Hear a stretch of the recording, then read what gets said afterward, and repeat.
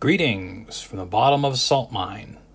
This is free response series resistors, very similar to the lamp question, but a little bit different in a couple of ways. And the total current flowing in the circuit is our first task. Now remember that if we look at this circuit, we see that the current has no choice of path as it traverses this circuit from positive to negative, okay? And what that means is that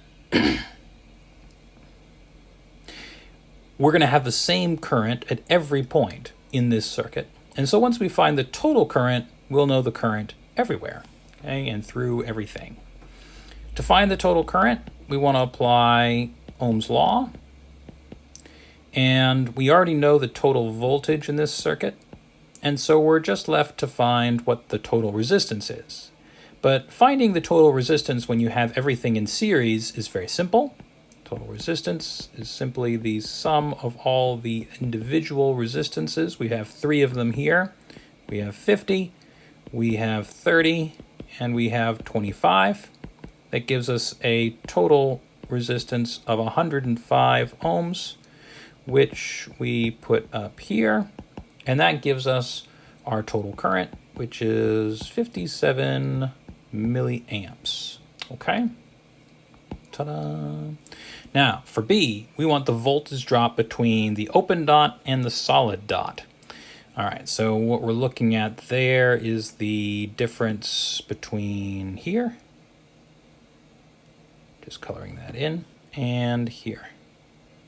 I'm using red and blue because I know I usually use higher voltages as red, lower voltages as blue, and we are starting at the open dot, now the red dot, near the positive terminal, so the high voltage side, and the blue dot is closer to the negative terminal, so the low voltage side of the battery here. Okay, so our process here is the following. We can go about this a couple of different ways. But I think the simplest is to realize, well, what we can do is simply find the total voltage drop over both of these resistances right here, right? Because to go from the open dot to the solid dot, so red to blue in my current picture, we have to go through both of those resistors and experience both of those voltage drops. So we could find them individually, or we could sort of lump them together, but either way, we get to the same place. The way that I'm going to do it is I'm going to say, okay, well, the voltage drop across both of those resistors, so 2 and 3, is equal to the current through 2 and 3 times the resistance of 2 and 3. We know that the current is the same everywhere in a series circuit, so this just becomes the total current that we just got in part A. And R23, so that's the combination of R sub 2 and R sub 3. And if we look in our little chart of resistances here, we know that that's 30 ohms and 25 ohms. And that, once we plug all of our numbers in, let's actually write it out so we're clear on things. So we have that much in the way of amperage. We have that much in the way of ohms of resistance.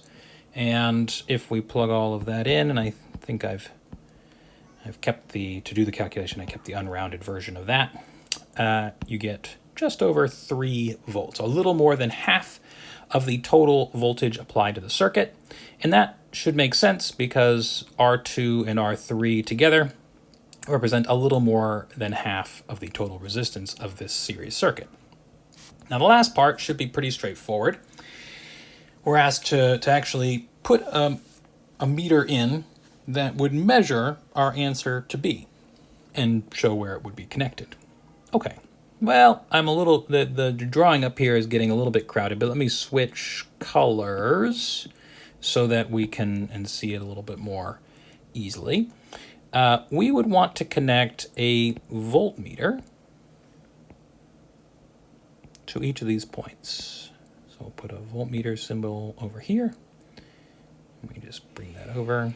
So we connect the 2 leads of our voltmeter to the red and blue dot, so the open and close the dot, and that would read out this voltage drop And the name of that is the voltmeter. I think I asked you to put that in online as your answer and then draw on your written work this part over here. All right, so that's that question. On to the next one.